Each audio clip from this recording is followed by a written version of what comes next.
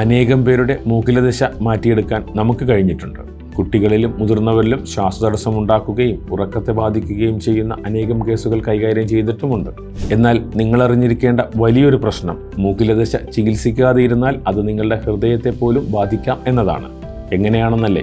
മൂക്കിലെ ദശ കാരണം മൂക്കടഞ്ഞ് വായിലൂടെ ശ്വസിക്കുമ്പോൾ മൂക്കിനുള്ളിൽ നൈട്രിക് ഓക്സൈഡ് എന്ന വാതകത്തിന്റെ പ്രൊഡക്ഷൻ കുറയുന്നു.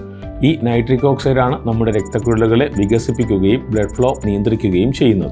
കൂടാതെ ഉറക്കത്തിൽ വായുസഞ്ചാരം കുറയുന്നത് മൂലം രക്തത്തിൽ ഓക്സിജന്റെ അളവ് താഴുകയും ചെയ്യും. ഈ രണ്ട് പ്രശ്നങ്ങളും പരിഹരിക്കാൻ ഹൃദയം കൂടുതൽ വേഗതയിലും ശക്തിയിലും ബ്ലഡ് പമ്പ് ചെയ്യേണ്ടതായിട്ട് വരും. ഇത് കാലക്രമേണ ഹൃദയത്തിന് കൂടുതൽ സ്ട്രെയിൻ ഉണ്ടാക്കുകയും ഒരു പക്ഷേ ഹാർട്ട് ഫെയിലുവറിന് പോലും കാരണമായി തീരുകയും ചെയ്യാം. അതുകൊണ്ട് ഒരു ഇറിറ്റേഷൻ എന്നതിനപ്പുറം മൂക്കിലെ ദശ എന്ന പ്രശ്നത്തെ വെച്ചുകൊണ്ടിരിക്കാതെ ഫലപ്രദമായ ചികിത്സ തേടേണ്ടത് അത്യാവശ്യമാണ്.